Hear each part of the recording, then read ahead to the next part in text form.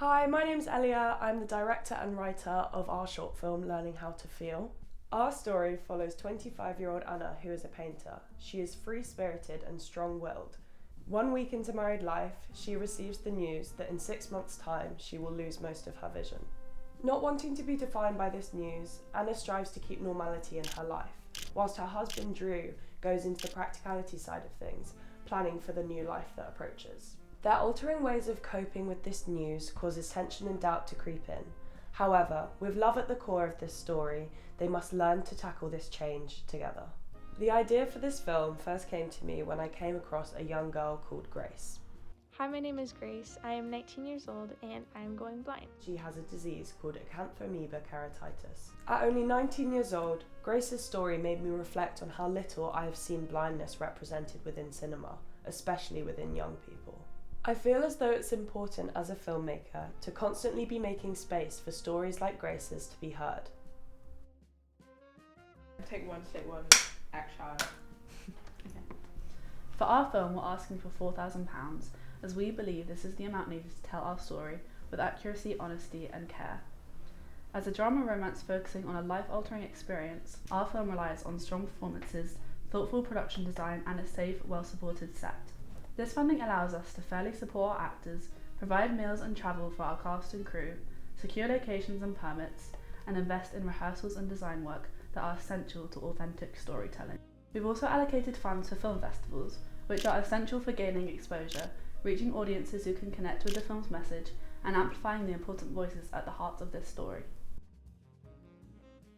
To me, this film is a very human, very raw film, so my main goal as DOP is to really translate that intimacy, the emotional distance, but also to really show a real representation of what it's like to gradually lose your eyesight. To be able to capture the feelings, the unspoken emotions that the couple navigate, showing how those feelings exist naturally within the frame, to allow the audience to sit with their characters rather than to be simply told what they're going through is something that's really important for me to show.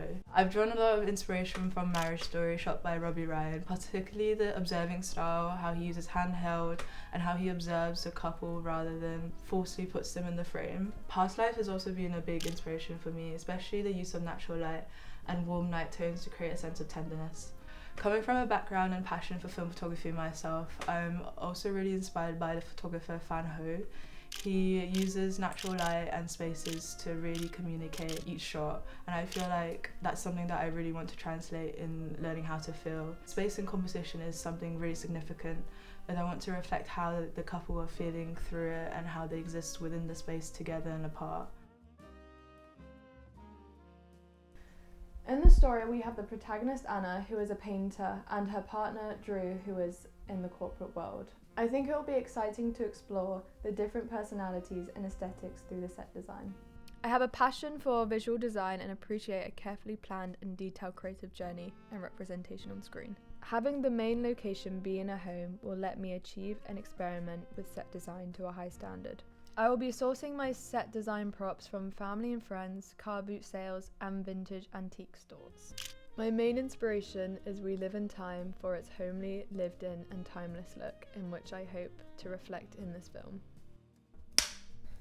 The film's emotional depth and authenticity drew me into the story, encouraging me to immediately envision a world of impactful sound and scoring. I want to capture the characters' unspoken emotions, manipulating raw sound and using silence as a tool rather than a gap. During pre-production so far, I've been developing and touching up on technical skills as we approach production, including experimenting with different mics, exploring Atmos, and researching composers and designers. I want to express heavy emotions in an authentic and moving manner. In terms of inspiration, I am drawing from Sound of Metal and Sorry Baby in terms of recording. Both of the films implement natural, raw sound within emotional situations. Stop it! I believe this engages the audience more intimately with the characters, drawing us into the narrative. Particularly in Sound of Metal, moments of high-pitched ringing can be interesting to implement within moments of anxiety and frustration. In terms of composing, I'm drawing an inspiration from Marriage Story and Eternal Sunshine of a Spotless Mind soundtrack, both being soft yet emotionally impactful scorings, focusing on orchestral instruments, complementing the image rather than distracting. I'm super passionate about storytelling and the process of editing and creating linear and non-linear narratives. So I'm very excited to be working on a story as impactful as this one. Da Vinci Resolve has been my primary software for the past 3 years. I've had a lot of experience working on short films for the past 5 years and many a personal passion project.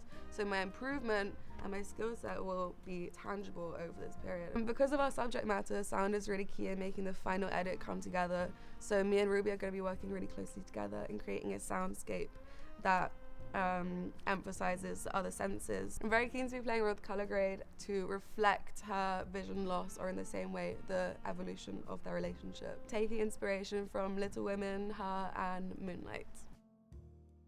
As part of this project, we've also committed to giving back. We're setting aside a portion of our £4,000 budget to donate to UK-based charities who support people who are blind and visually impaired. We are currently collaborating with charities such as RNIB and Partsight.org. Even a small donation helps us move one step closer to completing this film. If you believe in supporting emerging filmmakers and meaningful storytelling, we'd be incredibly grateful for your support. Ultimately, it is a pleasure to get to work on this film with an all-female team. And if you were choosing to donate to this film, you would also be donating to women in film having their voices heard. However, this project will not be possible without your help. There are so many ways you can show your support with this film. You can share this video around, you can tell your nan, you can tell your whole family, you can tell your film teachers, you can tell anyone you know that might want to donate to this film and make this happen. Follow us along on our socials so you can get up to date with all of the work that we are doing to make this film the best film it can be. Yeah, I like those. Yeah. Hey, Done. Is that done? Wrap.